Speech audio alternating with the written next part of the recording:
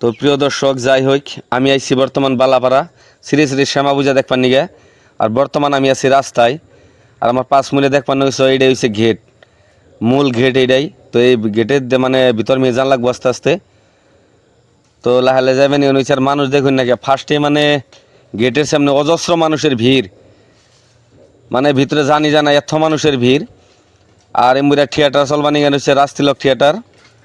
আজকে হয়েছে থিয়েটারের সেকেন্ড দিন, কিন্তু আমার ভিডিওটা আপলোড দিতে দিতে একদিন পরে আপলোড দিয়ে লাইছি। তো ফাইনালি ভিতরে ঢুকলাম, ঢুকার পরে দেখা গেলো যে ফার্স্টে মানে জিলাপির দোকান পাইলাম। আর এত সুন্দর করে জিলাপি ভাজবানি গান হচ্ছে, কালা কালা জিলাপি। তো তোমরা কোনটা জিলাপি খাই বেশি ভালো পাও তো কমেন্ট করে জানাবা নিশ্চয়। আমি কিন্তু কালাটা খাই বেশি ভালো পাই। আর জিলাপির দোকানে ভিড়টা দেখুন না, অজস্র মানুষের ভিড়। আর এই জায়গায় থেকে বললাম ভিতর মিহি, তাহার পরে দেখলাম এই জায়গায় ডুইলাবাড়ি খেলা হইতেছে, মানে ডুল বাইরে আইতেছে আর খোলা নাটকের মতন আরম্ভ করছে। তো আপনারা এটারে কী কইন তো নিশ্চয় কবান। আর ইংরেজ ঘোরাঘুরি করার পরে ভাবলাম যে এটা তাহলে পান একটা খাই নই।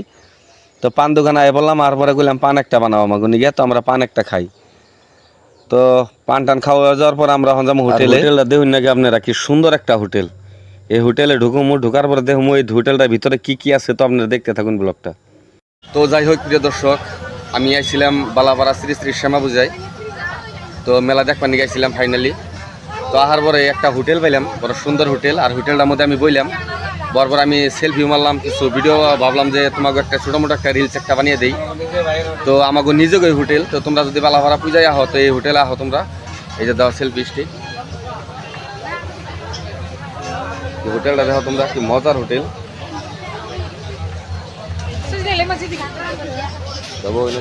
দেখো